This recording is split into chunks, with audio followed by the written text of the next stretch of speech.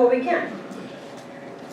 So I'm continuing what I did yesterday, bishops from the Middle Ages to the Reformation, and some food for thought on the bishop's office today. How do you recognize a bishop? And I'm taking liberties here. I'm having a lot of fun. I'm having a lot of fun with this presentation, so I'm taking liberties to go all over the place. So how do you recognize a bishop? Yeah. From the medieval gear, that's Matthew Riggle, my student. On the right, still Matthew Riggle. West Virginia, man. Or from the Joy, there's a bishop of Archbishop of Sweden, and I don't know who the other bishop is. Or from the Moxie, there's Claire Burkhardt in the middle, and she is a very Moxie spirited lady, right?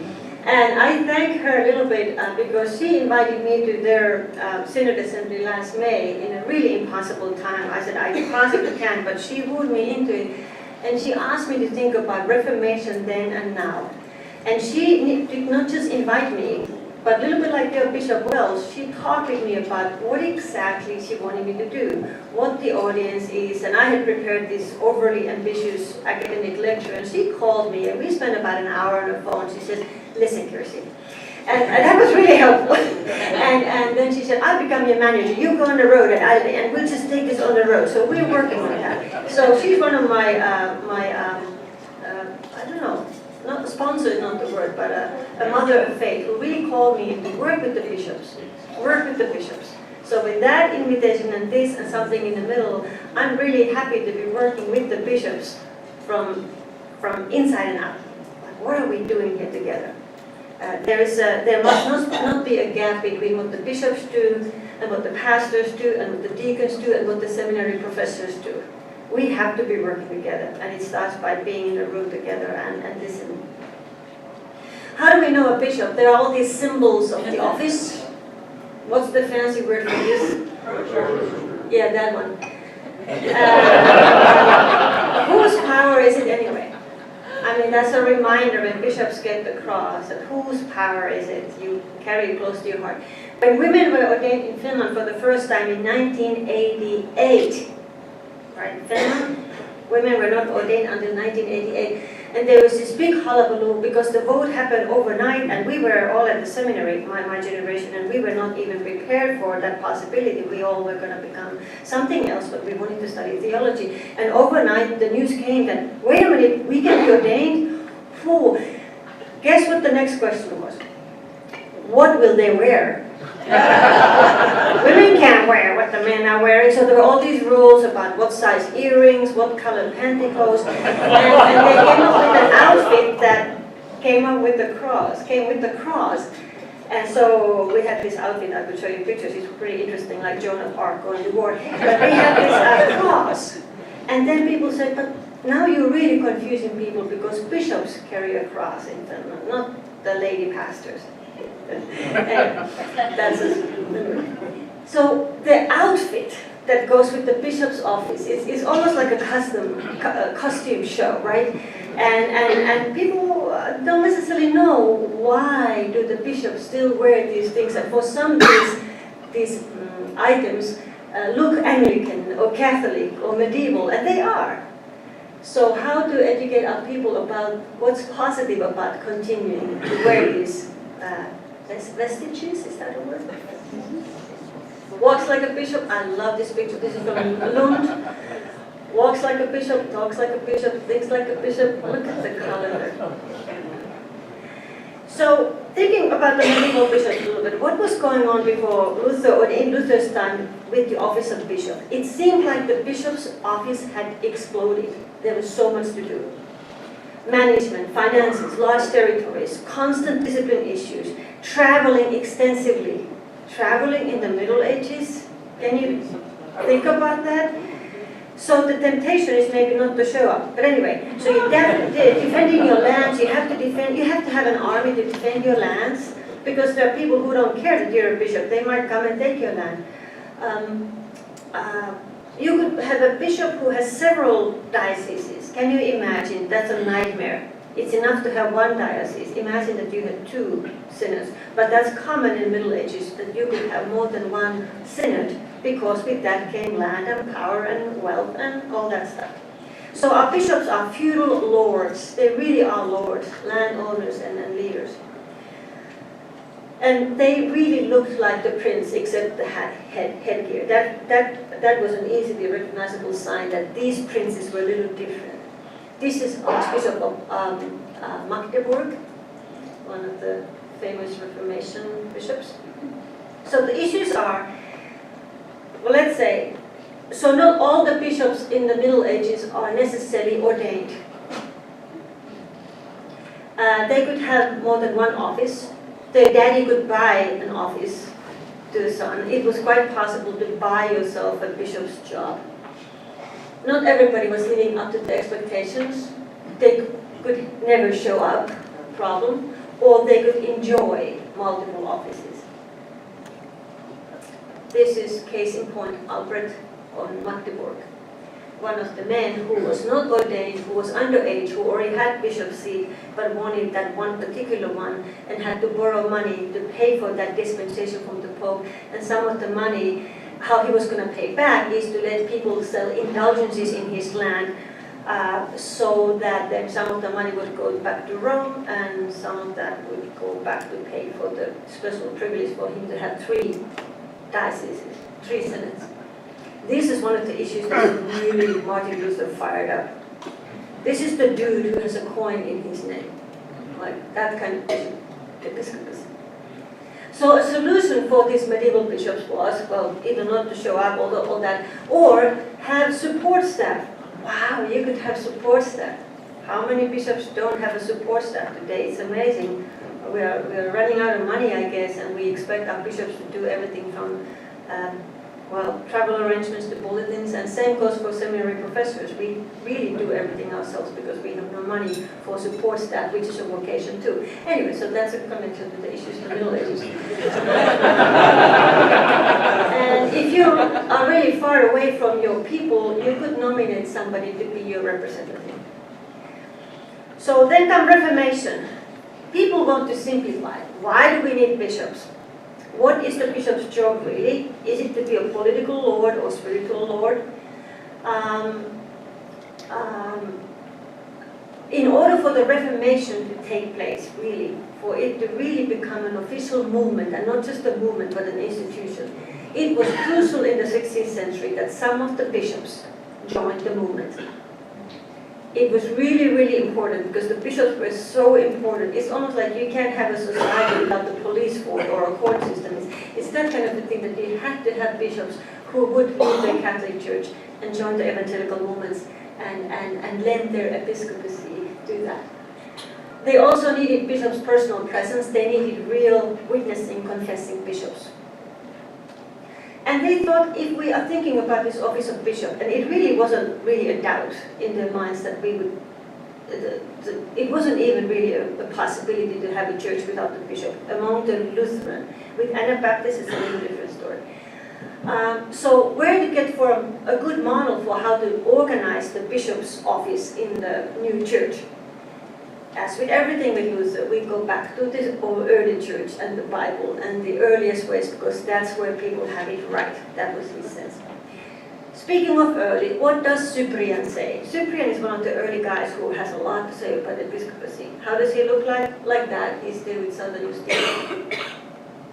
Cyprian says that the bishop, and this is what our reformers are reading, this is the kind of stuff they are taking into consideration as they are redefining the bishop's office. You must know that the bishop is in the church and the church is in the bishop, and that if somebody is not with the bishop, he is not with the church. God's grace was dispensed by the bishop, who was equated with the priest of the Old Testament. All bishops had equal authority. They all derived this from the equality of the apostles, and the apostles did include women. Bishops were an aristocracy of co-equal leaders. They are divinely appointed, each independent in his own bishopric. Should the bishop prove unworthy, Cyprian says, then the neighboring bishops have the right to depose him. The bishop's power was from above, and his main function was to represent God to the people. Represent God to the people. So nobody wants to be bishop. He did not owe this election to any popular verdict. The people merely acquiesced in what was given. There's a sense that bishop is given to you, and you receive the bishop.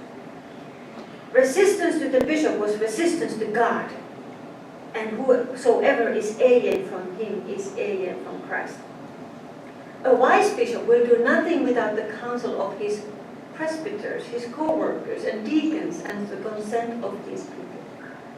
But this is a grace and not a right, for he is not accountable to them. And this is where the friction is, right? Moving onward. So what do the Lutheran confessions say? A reminder, this is Book of Concord. When we go back to the confessions, we are hungry for direction and kind of norm for our thinking and proof that we're right. Just a reminder, looking at this text, how does it look like? It's pretty old. It's old. It's from the 16th century. So we need to be reasonable with what we think we can find from a 16th century book for 2016. Augsburg Confession 28. So all what follows here is I gathered thoughts from Augsburg Confession, Article 28 and 14. I looked at apology, I looked at small word articles, and I'm not footnoting all that, I'm just putting it all out here. Augsburg Confession, which is the most important confessional text for Lutherans, globally speaking, with the catechisms. The other ones are less binding, globally speaking. They never have had the kind of support as these two. But Augsburg Confession, the first confession in Christendom that was accepted as a kind of a manifesto for a new way of being Christian within the Christian community, but outside the Catholic Christianity. After the Council of Nicaea, Augsburg Confession really is a significant historical change of game, in a way. So, what does it say? In the former times, there has been great controversy about this power of bishops, and some have improperly confused the power of the church with the power of the sword. So they named the issue. Wars and tumults have ensued. Yeah, bishops can cause that kind of ruckus. Our teachers hold that, according to the gospel, the power of keys and the power of the bishops is a power or command of God to preach the gospel. Number one, to preach the gospel, to preach the gospel, to preach the gospel, and to remit and retain sins. To remit and retain sins, and to administer the sacraments. There's the key. That's the power given to the bishops. Power of the keys given to the bishops. Power of forgiveness is as valid as similarly based as that of the first apostles. For Christ's words, if you forgive, they are forgiven. This power is exercised only by teaching or preaching the gospel and in administering the sacrament. For it is not bodily things that are this given, but rather such eternal things as eternal righteousness, the Holy Spirit, eternal life. These things cannot come about except through the ministry of word and sacraments. So the power of bishops is power of God, power from God. It is a holy office. The power of the bishops is to preach the gospel. That's power. That's using power when you preach the gospel. When you forgive sins, you are using God's power. And when you hold sins, you are using God's power. That is a Lutheran teaching based on our confession. They keep saying this keeps coming up in my 150 slides here. They keep saying we gotta make a distinction between ecclesial and civil power. We understand this emphasis in the 16th century due to the many issues of blurring the lines when spiritual laws have become feudal laws, etc. So we understand. And I let that repetition stay here to show how important that was for them. And to ask us, is that as important for us? If bishops have any power of the sword, they have this not as bishops under commission of the gospel, but by human right. Okay, this is helpful. So there's the God's order, what the bishops does, and then there's the human right, that we grant our bishops certain duties and rights. Emperors and civil administration of the lands. This, however, is a function other than the ministry of the gospel. So we can have both as long as we know what part of the job we're doing? And what are the expectations? They're slightly different. When inquiring about the bishop's jurisdiction, one must make the distinction. Yeah, we got that. To keep the bishop's lines or duties clear. So why do they keep saying this need to keep these two realms separate? I think it's because it helps the bishops to be clear of the job description, and it guards against abuse of power and maybe avoid some hurt. But it also clarifies to us who are not bishops how we should negotiate our being with the bishop, and when we should be standing against our bishop, like Luther did. And Lutherans don't just blindly obey their bishops. That's not our tradition. Our tradition is that we also hold the bishops accountable. And sometimes there may be something that our bishops take a stand that we, the people, say, no, that's not actually how the gospel reads. And now you kick me out, Bishop Rose. No? Bishops write by human rights. If they have any other power or jurisdiction to decide legal cases like marriage, bishops have so much power in the Middle Ages. Bishops have this by human rights. When the bishops are negligent in the performance of their duties, princes are bound, even against their will, to administer justice to their subjects for the sake of maintaining public peace. Besides, it is disputed whether bishops or pastors have the right to introduce ceremonies in the church or make laws concerning food, holidays, praise, etc. That's under dispute. How much can the bishop dictate what's going on in your synod? How much can the bishop really decide on how we do the being Lutheran? But going back to the first paragraph, where a very good example of this is in Luther's time, the bishops are the ones who are kind of holding the forth of teaching that clergy has to be celibate. And in Luther's time, Luther and others are preaching just the opposite, that no, we can be married, even the clergy can be married and it's good. So they are breaking away from the teachings of the bishops, the teachings protected by the bishops. I would say that today, where we would have an example of this, how we are negotiating that with in different synods and states, is the marriage of rights of gay and lesbian persons. There are bishops who are with the state or against the state, depending on who is the bishop and what state you're talking about.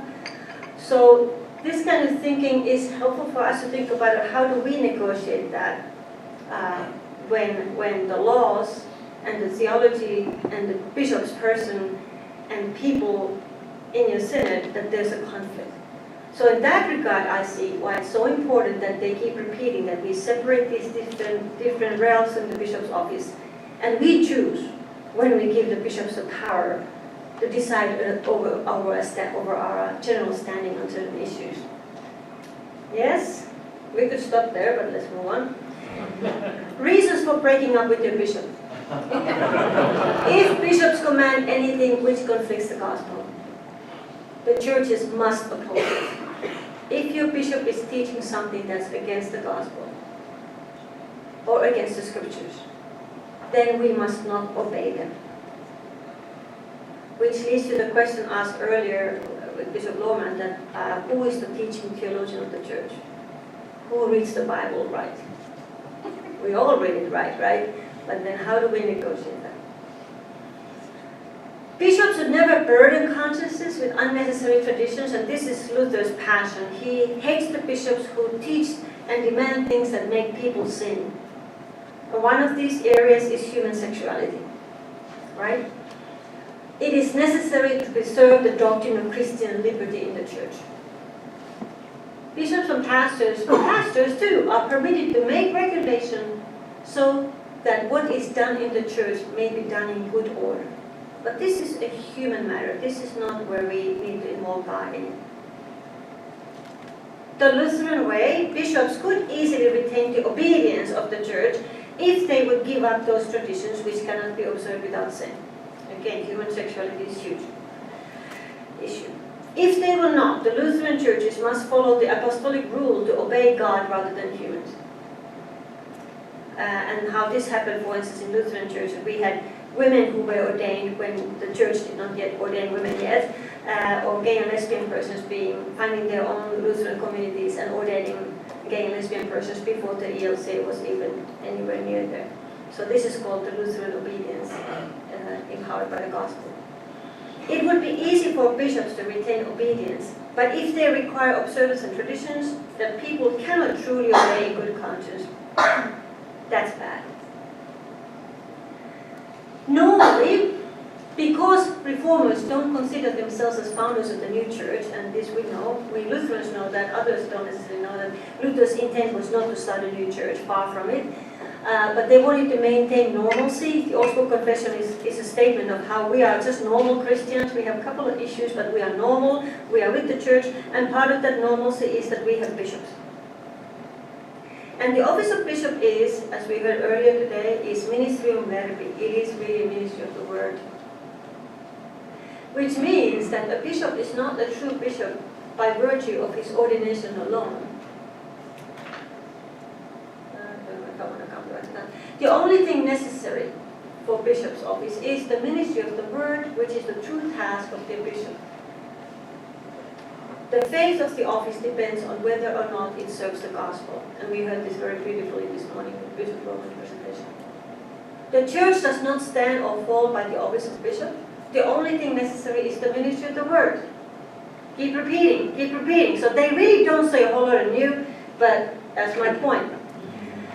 About that power, let's give it one more shot. Anything new here? Ecclesial and secular power must be not confused. The power of bishops, according to the gospel, is God's command to preach the gospel, remit sins, retain sins, administer sacraments. This is purely a spiritual authority exercised by the word alone. We should not, the two should not concern each other, the secular and spiritual. I want to return to this. But if bishop's jurisdiction consists of forgiving sins, rejecting false teaching, and excluding open sinners from the church, and all this through the word without the use of human power,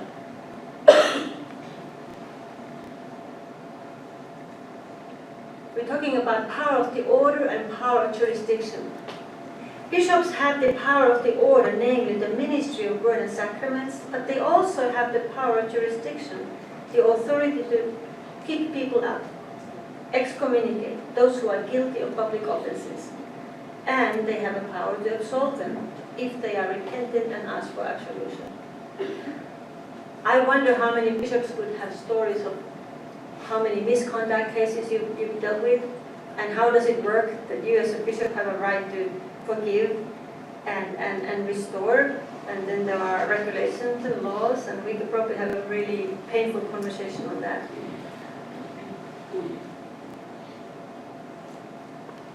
Bishops have a definite command, word of God, which they ought to teach, and according to which they ought to exercise their jurisdiction. I'm going really fast through some of this because I think it's repetition. The church cannot be better ruled and preserved than if we live under one head, Christ, and all the bishops, equal according to the office, although they may be unequal in their gifts. And they keep diligently together in unity of teaching, faith, sacraments, prayers, works of love. This is going back to what we talked about yesterday, the early church's vision of what the bishops are. They are the working Christians, hands-on, confessing Christian faith, even dying a death of a martyr, witnessing Christian love, and they are utterly equal in that. About good order and sin. So let's see. Yeah, we already said this. You see, this is the main point. There was a major issue in Luther's time of bishops demanding impossible things. The issue of burden conscience, as I've been looking at Luther's, trying to read Luther again and see how could Luther be a teacher for future, and with that, how would our, it has an implication for the office of bishops too. I keep returning to this fundamental experience of Luther, of being so troubled and self-burdened and not being able to live up to the standards of the teachings of his church. And he nearly killed himself for trying to make himself better, and he couldn't do it. And his aha experience when he became a reformer was when he read the word outside the orbit of episcopal teaching or papal teaching and just let the word speak to him in his angst. And he felt his burdens lifted by Christ. And from there he became a reformer against his own will, preaching this message of freedom. So I'm thinking, what would be the application of that for those who are bishops? Like, there's so much jurisdiction talk about the bishop's office, but thinking that if you are the head and the face of your synod, and how do people who look outside and they look at the bishops and they look at the bishop's sheet, what comes out first? Are we radiating the theology of freedom, where the bishop is really the authority and one with jurisdiction, but who really is seen more like with the big heart and the one to whom you go to orient yourself with the theology of freedom? I didn't say that very clearly, but when I talk to my students, there's a certain fear of the bishops, and because of the candidacy committee, and they have to prove themselves, and so there's such a focus on the right doctrine and saying the right thing and walking the right walk. But what if we change that dynamic a little bit? That the bishops really are the spiritual leaders whose responsibility is to remind us what the Reformation was about. It was about freedom of the troubled conscience, and that's what we are about. So seeing the bishop's office in that's more power than any other form of power that we identify the bishops have.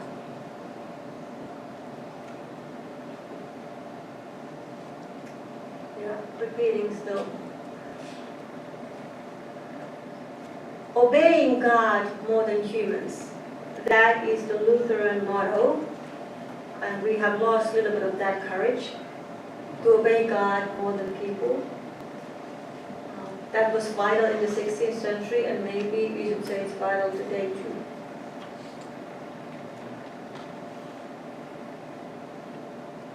But then for us, we've had events leading Lutheran groups to leave because they feel they obey God more than human traditions, and they form their own Lutheran communities, called their own bishop, who is not in continuity with the line of our bishops. How would I say that? So I think that's where we live now in our time of Reformation, that how do we negotiate this, that when we disagree on some of these decisions that have less to do with doctrine, but more about how we live together as Christians and who gets to do what. It's these coram deo issues where we are split. And how do we negotiate that and be honoring the fundamental principle of being Lutheran, that Scripture alone should guide us, but we need help in that? And what is the role of rostered leaders and bishops in helping us to get to the intimate reading of the Scripture that sometimes makes us break the laws and disobey those exact people who led us to the Scripture? So a couple of issues here. Biblical interpretation, it's actually difficult to have sola scriptura principle. It would be easier if we had a pope, but we don't. And this power division. Who decides when a bishop follows the word and is fulfilling the office of the word? Who observes that? Who reads the scriptures right? And putting it the other way around, this puts a lot of pressure on the bishop to be both the one who empowers people to read the scripture, but also dares to interpret the scripture and say that this is where I see the scripture leading us to today. It's a huge responsibility. How about the power of the bishops? What kind of power are we talking about today? How important or difficult it is today to keep the secular and spiritual apart? Are we making a mistake by doing that. Because today I don't think there's a danger that our bishops will become feudal rich lords. I don't think that's an issue for us. It's more like, are we using this principle of keeping the two swords separate to kind of stay away from politics? But why would we do that? We have a really powerful office. Why would we let that office not to be all that it can be?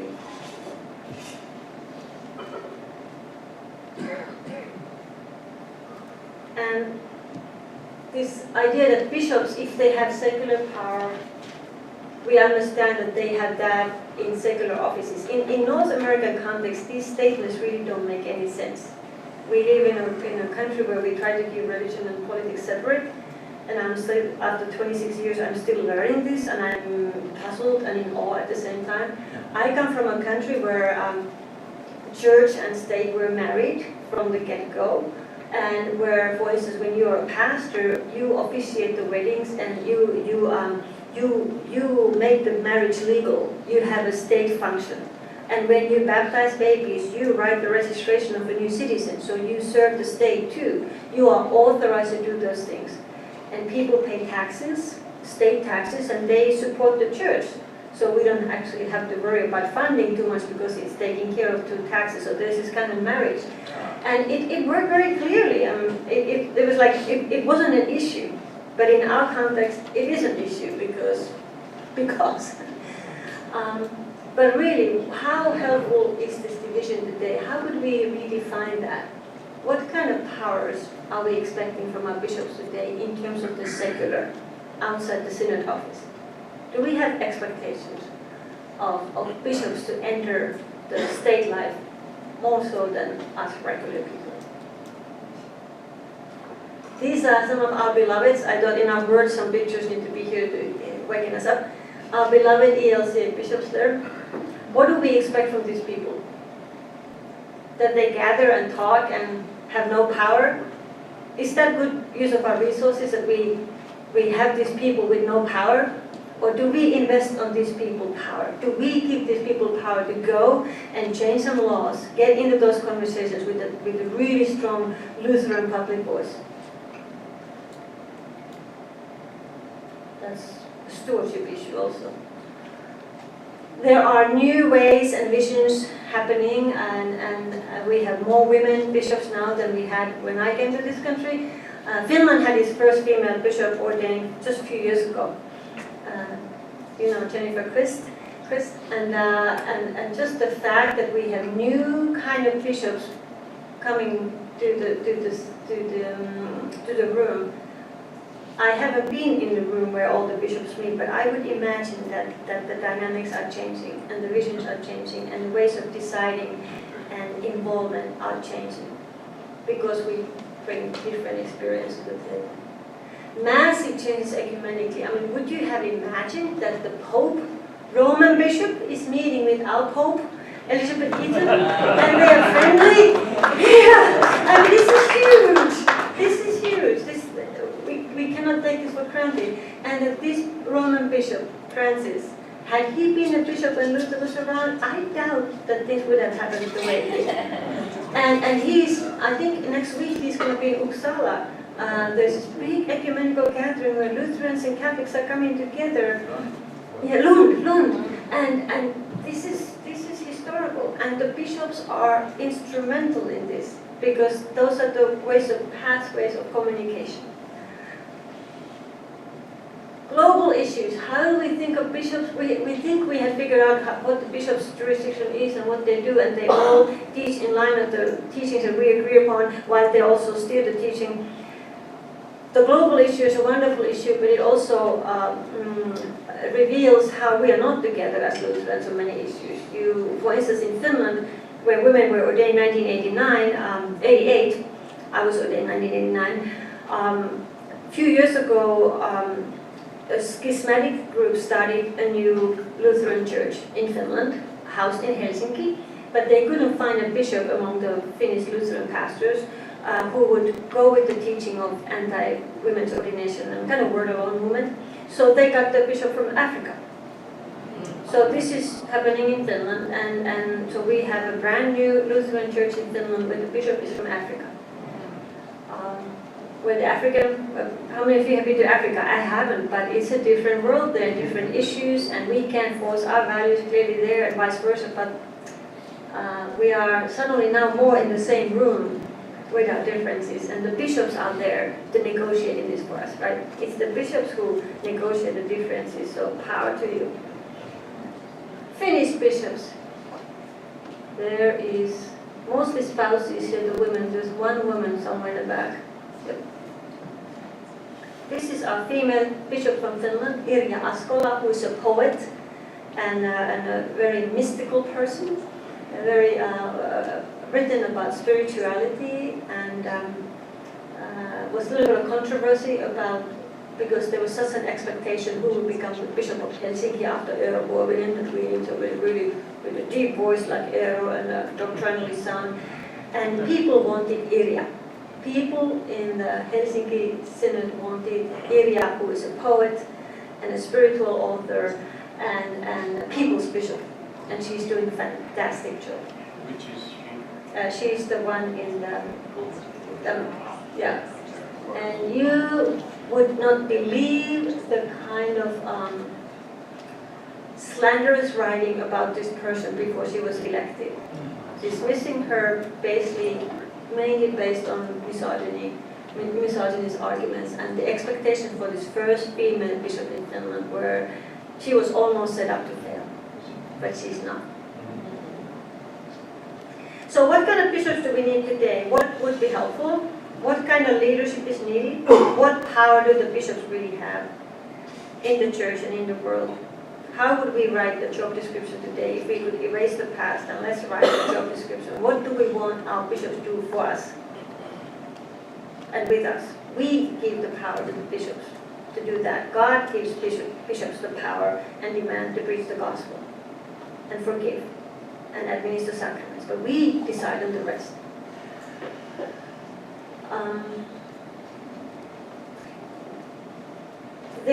I've been part of seminary education for 16 years in this country, and before that in Finland, and I often hear this word bishops used like, oh, the boogeyman, and like, oh, whether it's about teaching or people's lifestyle, and this kind of aura of what the bishops are, and it's the power to exclude. That's how I think instinctively people think of bishops. And then when you talk to the bishops, and you meet them, and they're full of love. And I love this picture because of the hand gesture. Bishop Lind from Sweden a few years ago was talking to us about Episcopacy and wrote a chapter in the book on Episcopacy that Bishop Wells mentioned. He talks about the bishop's hands. How as a young man who grew up in a pastor's household and met Anders Nygren, who was a bishop, and whose hand was laid upon him, and how when we ordain, we put the hand there. There was something about how this Bishop Lind talked to me about the bishop's hands and the tangible, what we believe is transmitted through the bishop's hands and embodied presence. This image, let me think about that. I don't have anything profound to say about that. But a few bishops' quotes here. Bishop Buthelezi from Africa, he died a few years ago, wrote about the bishop's call really being to be a prophetic call for justice and liberation of the gospel, and with that, liberation of people. Dr. Gillian Evans from England, she says that, she asked a really interesting question, that how do you know when you're meeting a bishop that you're meeting a good bishop? That how do you know that? And she was thinking with us about what all bishops could mean, and she came to Gettysburg right at the time, and an Anglican church and Lutherans were trying to come together.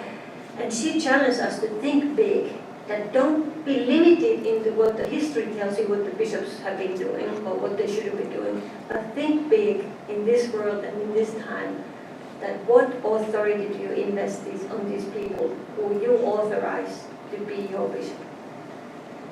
The spiritual leadership, what all does that entail? It's not just that, oh, bishops only have spiritual authority, they have no real power. But isn't this where the real power is, in the spiritual power, with the gospel. If we don't believe that with gospel and spiritual power comes real power, then there's something wrong with us. And isn't our ministry based on that recognition of the power of the Spirit and of the gospel? So that's not to be dismissed as we have no power. This is where we have power, whether it's about how do we fight human trafficking, how do we fight the killing of our nature. We have spiritual power. And with that we mean with theological leadership that we give content into how people think and how they feel and what they respect. That's where we have power. So when we choose bishops, we want to choose bishops who can think big and who can disobey and who can own to it and who really believe in the power of gospel and reality of God and that there is power in that. Not meek power, but power. Like power. There's power. And there's reason for all our symbolism. Why do we invest our bishops with hand? We give the hats and all that, but it's the putting a hand on the next one who joins the company of confessors. That's power.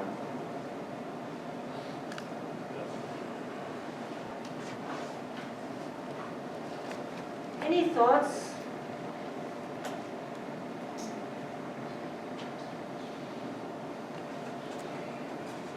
So you're thinking, I think that the bishop is one who prays and ponders, and we should make sure that our bishops have time to pray and ponder. That should be part of the kind of the contract, that how many hours a day you spend praying and pondering, so that you can hear God speaking to you, and that you can really carry the people trusted and you care. And a bishop is somebody who must have empathy levels 110, and that you cannot be not an empathetic person to be a bishop. Bishop is somebody who makes God's grace visible in the world through words and actions and through presence, who is called to lead for better and for worse, and who is humble and fallible, who depends on grace personally, and whose work is never done.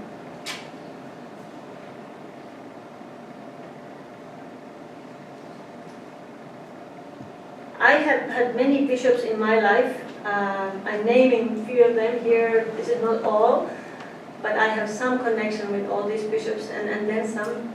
Oh, I should have put Holmerud there. I can add it here now. I was ordained by Lehtonen. Huovinen was my teacher and my bishop. We danced tango together. Irja Askola is a model as the first female bishop in Finland.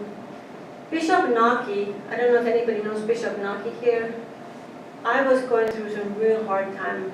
I was a young professor in Gettysburg, and I recently went through divorce, and I received such hatred and ill treatment because I was divorced and because I was a woman that I thought that I couldn't bear it. And I didn't know where to go. So I thought about my theology and ecclesiology, and I thought, I never met Bishop Naki, but he's my bishop, so I made an appointment. And he became my bishop by receiving me and praying with me and covering my back. Similarly, Bishop Kuserov, there have been all kinds of incidences, and I can't share the details without betraying confidences, but I have seen, and Bishop McCoy, Regal, I've seen how bishops work behind the scenes by meeting people, dealing with really tough issues, and really using the power of discernment and listening to everything, and using the bishop's power in many ways that we never hear about. So these are my heroes in many ways. And bishops who invite you to conversation are my heroes. In Finland, bishops are public theologians. When you want to become a bishop, you have to participate in debates, and they're very publicized. They're in the newspapers, on the website, and on TV. When you are chosen to be a bishop, it's almost like winning in an election, presidential election. And people actually care what you have to say. whether it's an environmental crisis, or who should be allowed to marry, or what do you think, da da da. People go to the bishops. Journalists, they go to the bishop and say, what does your church, what does the church, in Finland is really one church, Lutheran church, what does the church say about this? And the bishop has to be able to talk eloquently and intelligently and pastorally and diplomatically, and it's going to be out there on the paper, and that's what you do. That's a big part of the bishop's job in Finland, and I would say in Scandinavia in general. And they had big staffs to take care of. They had theological advisors full-time. You can call in the middle of the night and say, hey, I need you to find me about predestination taught by Calvin. I need it now. The theological assistant will get that for you. You may have a cook. I mean, it's a really different organization. I'm making you all jealous. But that gives you room to be a thinker, thinking theologian and a public theologian, and there to speak in public about faith issues in a country where people don't even go to church, but they do care what the bishops say. Yeah. When the Finnish government meets, the Helsinki bishop attends the first day of meeting, and there's a worship, and the bishop is there and has probably a cocktail hour or something. So there's a constant presence of bishops where I'm coming from, and the separation of the spiritual and secular, it's kind of everybody knows what the job is. And then where the conflict is when the laws and theology both need to be reformed. And how do they do that together without splitting the whole country? That's where the fun is. So any questions or comments? I think that issue of the public theologian again is extremely important, and you've identified how it's done in Finland. But in America, we still see, if we have our eyes open, that religious leaders are, being used for journalists and so forth. And I have been very proud of listening to the role that Bishop Eaton has played, and some of the other bishops. The Bishop of Council of Bishops has lots of different committees that they coordinate, and the advocacy that we see, if we as pastors can help our congregations to know that those things are going on, it serves a huge purpose. And there is that modeling that is so important. Just living as we've always lived doesn't allow for the constantly reforming. And so I see that position as one of helping the Synod and the nation to recognize the need for reformation constantly in public.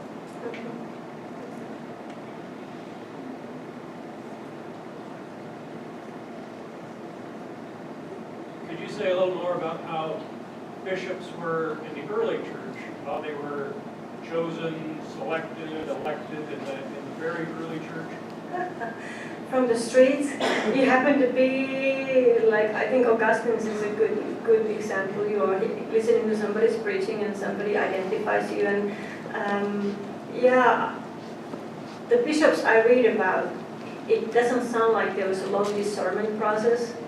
It was really that people identified you, and sometimes you were the best cash in the room, but it doesn't seem like there was a lot of thought and deliberation necessarily in all the cases. But then when we read what we read yesterday about the criteria, so it's like there was a need to identify what do we actually want from these people. So I read that meaning that there was no order, so then they had to come up with some criteria. And think about who were the ones who chose the bishops. Other bishops chose bishops, and other pastors chose pastors. So who knew whom, who was able to listen to whom talk, who was impressed by whom, hearing somebody being eloquent at the meeting, or and sometimes people just use bad power. Nestorius is a good example, and sometimes you have people in powerful places who may be a bishop. So multiple stories, but it doesn't look like so many people wanted necessarily to have this kind of career goal from the little boy on. And, I'd like to know more about how younger people today can value the role of the bishop, in the sense that now, instead of looking to the bishop for theology, a lot of younger people can just Google, something, a theological question. And there's an anti-authoritarian, I'm just wondering, historically I understand, but today, younger people, how can we help younger people, or what are they looking to in a bishop? Yeah. A couple of ways to respond, maybe somebody else could speak to this. My own children, they know Matt Riggle, and they see him with his motorcycle, so they adore bishops. And their dad works for,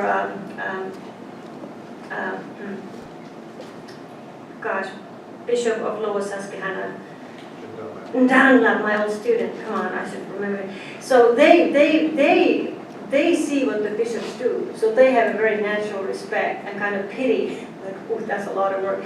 And then I think of my students who are very young in PLTS, and I see that there's a little bit of a cultural difference too. In the East Coast, there's a more of a visible presence of bishops in black, and the men in black come and then they leave, and there's a trust. Here in the West Coast, there's maybe a little bit of more skepticism about, like, who cares about the bishop, or unless there's a personal relationship. But what I usually do to help it is that when the bishops are on campus, I always cancel what's going on, and I make time that the bishops can be in a room with my students. And it starts from there. And people begin to talk, and they see that bishops are human beings, and they are passionate about justice issues, and that they care. And it's on that level that people begin to change and say, oh, they don't necessarily say that I also want to be a bishop, but I could see the wheels turning that, oh, that's what it means. It's the embodied presence, and hearing people actually say something real rather than formalities. When the bishops let their hair down and guard down and talk with people, that's where I see the new generation of bishops is being already formed. But if the bishops don't care about anything what's going on in the world, it does seem like a historic kind of puppet office. And people, don't you think people who are children, that young people, they want to change the world, and they don't want to just assume anything from the tradition because your parents had that. So in a way, I would think today that we, not just as Lutherans and pastors, as Christians, but also the bishop's office maybe need to be sold again for the future of Lutherans. Why do we really need that? And the proof is in the pudding. There are bishops who are willing and who are able and who are supported by their synods to go out there and be a face for change or support. And are bishops out there feeding the poor? I don't know, you don't have time, but how are you part of that? I think that's what young people are watching. Less what we say, more what we do. And I don't know if I should share this, but I will. So recently the Eastern two seminaries they were about to be closed, and then they emerged, and it's been an extremely difficult and excruciating process, absolutely horrible. And I saw it as I used to teach there, but I witnessed that as an ex-colleague and a spouse. And then as I saw my colleagues and friends deliberated, where do we go when we are all being fired, or we don't know if we're all being fired, and then we feel like we have no power, and firing and closing schools, and it's difficult, and so I don't envy people who have to make those calls when the school cannot run anymore with the deficit. But my point is that as I saw people coming together and they were circling, thinking, where can we go with our concerns, or with our problem solving, or with our ideas, the bishop's name kept coming up from the very beginning. Should we talk to the bishops? Which bishops? Can we just go and talk to all the bishops? Are we breaking some rules if we just, as faculty, can we talk to our bishops and just express our concern, not really having clarity, what do we want, but can we do that? And eventually they did that. It happened kind of organically, and just to be being heard by the bishops.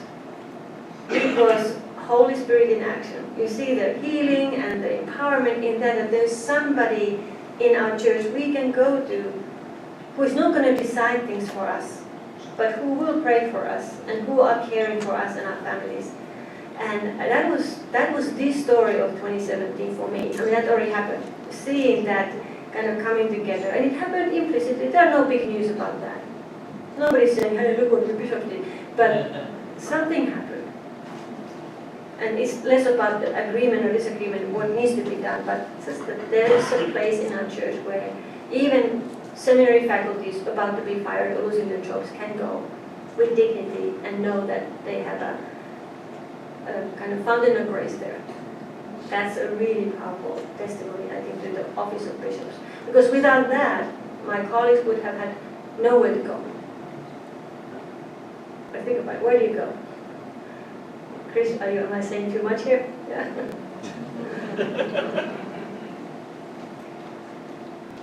It's 11:35. Any question? Did you have a question? Or comment?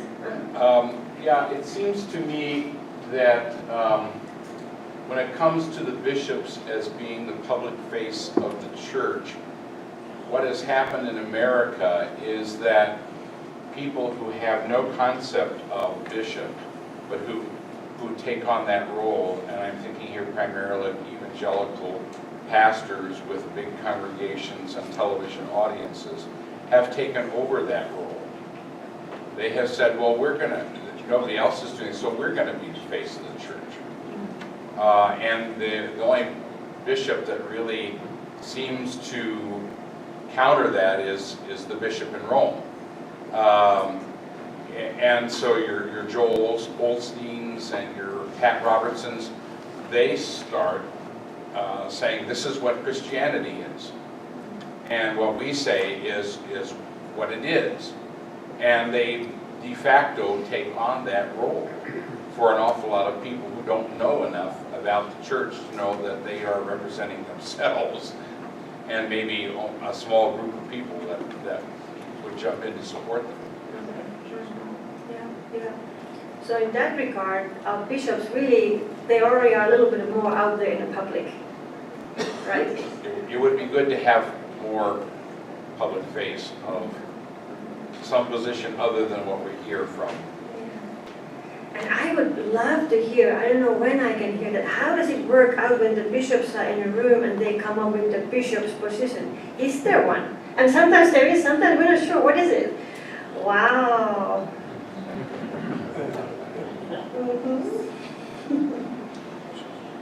Okay. Should we call it a